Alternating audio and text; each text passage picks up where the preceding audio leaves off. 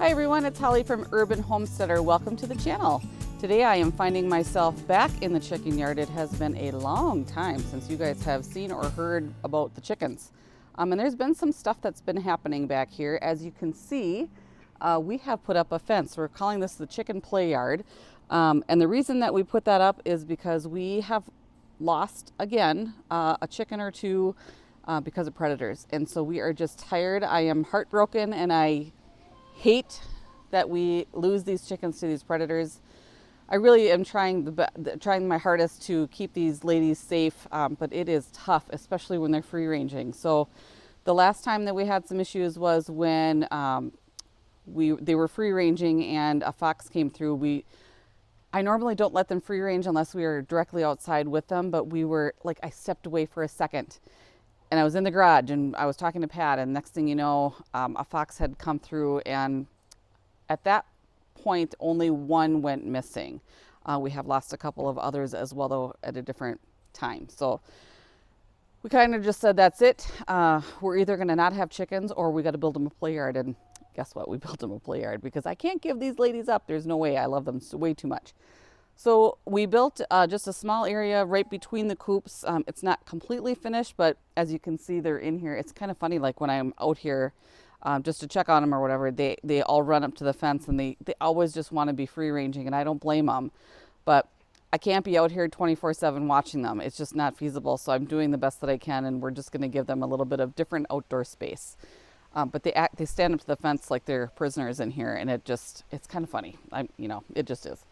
But they're fine. They are scratching around back there, eating the bugs and doing chicken things. So hopefully they will learn to love it. There's a couple of things, though, that we still need to finish up. And one of them being we need to put in like little side doors so that they can get in and out of that play area. So we haven't put those in yet. So right now we're just opening up the main coops, the main runs, and then throwing some scratch in there to coax them in there, going through this gate door. And that works just fine. But at some point, we need to put those little doors in. And also, I need to put up this netting. So I ordered this netting, and this came. I'm going to try. It's so hard to see. Very, very fine, but it says that it's very durable. I'll put it up against my arm, so it's kind of like a fishnet. So that'll be kind of cool. I have 2 of these, and that should be more than enough to cover the space that we have back there. But I had to get 2 because I have trees, and so you can't, put it through the tree. And also, I was standing back here one time and I noticed that there would be a big gap. Like if we were just to leave this and have the trees just be the cover, there's a big gap on this side, and I don't feel confident that that'll keep birds of prey out of here.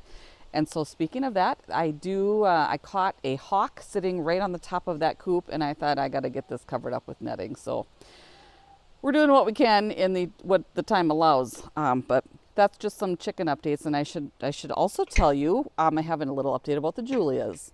So the Julias are doing very well. They are about 23 weeks old, and I finally got some really dark eggs from them. So far, I've only received 2, but it's very, very exciting. So at 23 weeks, I feel like they are well beyond the age of laying. Typically, it's about 18 weeks, but with this particular breed, the Black Copper Marans, they just take a little bit longer. And so I have been waiting patiently, and I have been feeding them every day with getting nothing back in return. So I was very happy just the other day when I saw that first dark brown egg in there, and they're really, really pretty, like beautiful eggs. So yay for the Julias. They have started to earn their keep, if you will. So today, I wanted to talk to you guys about the drinkers and the feeders. And this was a topic that I thought of because I was cleaning I was cleaning both my drinkers. And they tend to get like a little bit of almost like a slime on them, right in the bottom part, like where the chickens are drinking from. And I just wanted to stress that it's very important to clean those. And you might think, oh, they're just chickens, they're dirty animals, they don't need to worry about that. But I don't think that's true. And I don't know, like if I have a dog, Georgia, I make sure her water bowl is clean. Same thing with her feed dish. I mean, it's just common courtesy, and really it's just the right thing to do. There's lots of pests and diseases that chickens can get. And I'm going to try to prevent that doing what I can. So keeping things clean is how I want to do that. But first, gosh, I went into the shed and I was looking for a specific drinker. These are all feeders up on the table, but I was looking for something specifically and I did not realize how much equipment I have. And so I have decided that collecting equipment is much like chicken math. You just acquire more along the way. And sincerely, this is what happened. I really had no idea how much I had, but I thought, what the heck, I'm going to talk about all the differences and why I'm keeping them all. So I'm going to set this aside for later. So up on the table, these are all different kinds of feeders, and I wanted to talk to you guys about the differences and why I still have them. So this is one that I acquired, not even sure where. Might have been from my dad's farm. I don't know. I don't love this kind of feeder. This is what my grandparents used to use. I remember feeding the chickens by just pouring the food in here, and then if the feed gets in this part, you can just spin this. And it also spins because chickens will want to hop on top of there, and that'll keep them from standing in their feed. I just don't love this one. I don't know why. It's just not my favorite. It kind of takes up a lot of room. It's not my favorite. Then I also have these, and this is the one that I use for when a chicken may get broody and have to be put into a timeout or its own separate space. This is the one that I'll use. I don't have to feed it. I don't have to fill it every day, but it is not. They're not able to get in here and scratch the feed out. This is also good for pullets, the ones that are kind of like teenage chickens, and they're maybe in a separate space and typically in a smaller space. So this is good for that. I have 2 of these, no idea why. I think my neighbor Cheryl, you guys remember her when we helped drain Lenore? I think a lot of this came from her. Not totally sure, but I'm going to say that. This is another feeder that you just put a glass jar on top and you fill the jar up with feed and then you tip it over and then you put it up. Then the feed falls out and the chickens can get through these holes and eat that way. Safe for them to use, and then also they can't scratch at this one, and this one is really small. So this one is typically used for babies. Like if you have baby chicks, this is a good one. And then when the chicks get older, then that's when I switch to this one. Also, I have 2 of these. Ridiculous. Here's another one. This would be a hanging one. You put the feed in here, it comes out here, chickens can't get at it. These you typically hang with a string. Here's one that's broken off. But I like the hanging ones because then they can't get in here. I don't love this one in particular. To me, it's just not big enough for the amount of chickens that I have. If you've got 2 or 3 hens, I think this is a great size. Easy to clean, easy to take apart. It's a good feeder. It's just not big enough for me. This is the style that I typically use in both of my runs. And this one is great. So again, a hanging feeder. I love this one because you can adjust these with these little pegs, and it gives a different amount of space on the bottom. So if you don't want as much feed coming out, you can kind of tighten up that gap. I like to keep it in the lowest hole so that there's as much space as possible. So I fill this feeder up. Probably, up to here would be good. And then that lasts for sure a week, maybe even 2. Just depends on how many chickens I have at that time. And then that's easy. Sometimes you have to kind of spin it to get the food to come out a little bit. But this one's really great. And again, hanging, in my opinion, is the best way. There's just a little bit less waste. But chickens still have a way of picking at their food and then kind of kicking it out of the feeder. But these are my favorites. So that's it for the feeders. But again, these, I don't typically clean these very much, but sometimes I will.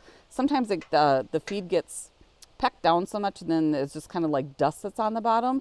I like to get rid of that and give them, bigger pieces. I choose to feed with pellets versus crumble. I just think there's less waste with that. So anyway, you have lots of options. You got to find what works for you.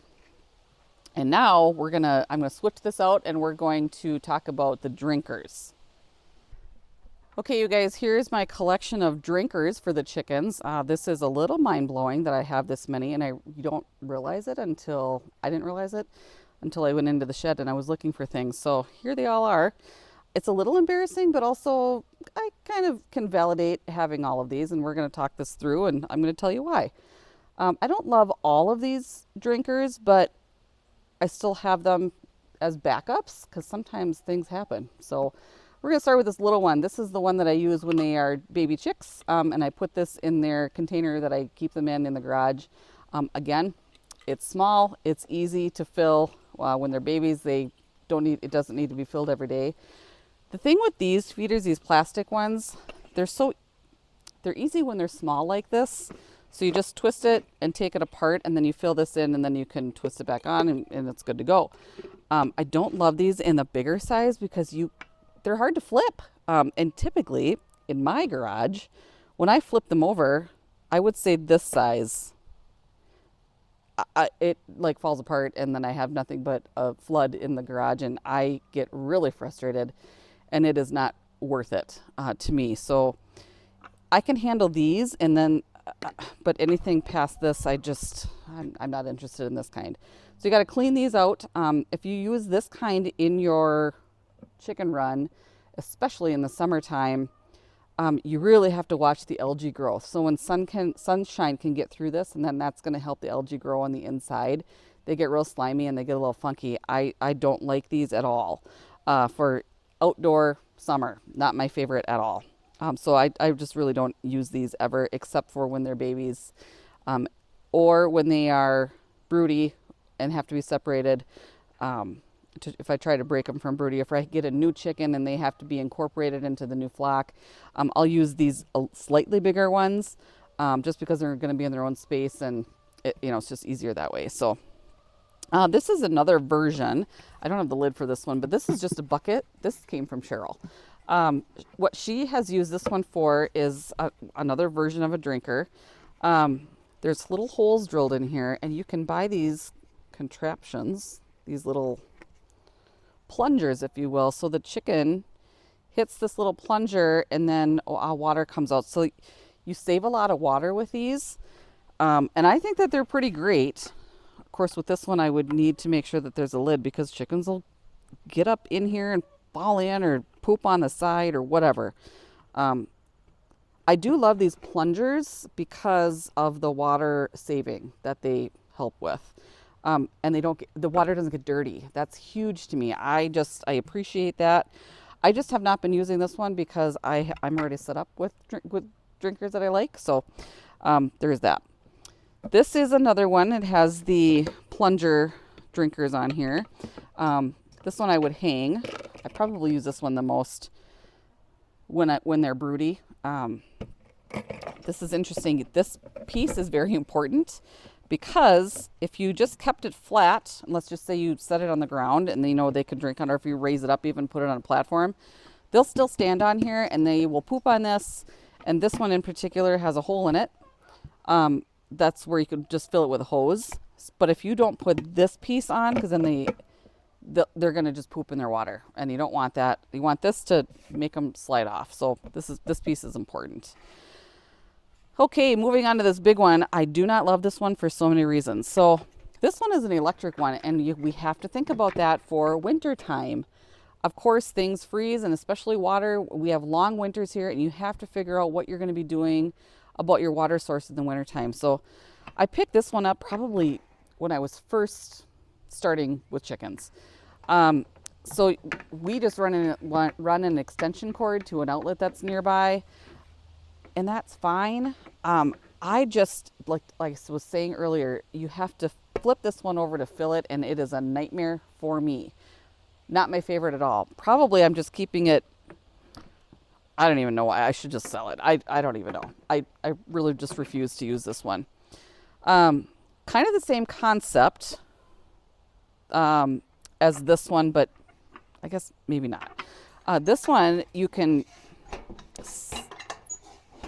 pull this top off, and then you fill it this way. So you're never having to flip it, which is amazing. This one is very rusty, and I'm not sure why I have this one, why I'm hanging onto this one either, but it's great for a demonstration. You get the idea.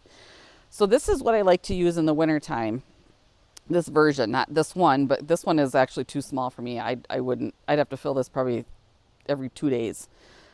So this one I'm just hanging on to for whatever reason. But it's metal, and then with this one for the winter, I still have to have a power outlet. So this is the base for this. And this is what heats up. And then you put that metal piece on top of this heated base, and then the water doesn't freeze. And again, this one is the easiest one for me to fill and carry back and forth. So this is my choice in wintertime. I have two versions of this, bigger, and two bases. So one now for each run area for them. So I have had great luck with it. They never have frozen up. They've never gone out. I've had them for a couple of years, and good. It's really what works for me. So I wanted to share one more. I'm going to move this one out of the way. This one's a little bit different. This one I bought from a friend who got out of having chickens. This one in the summertime is by far my favorite. Why I love this one is because this is not white and algae does not grow in this one. It is amazing.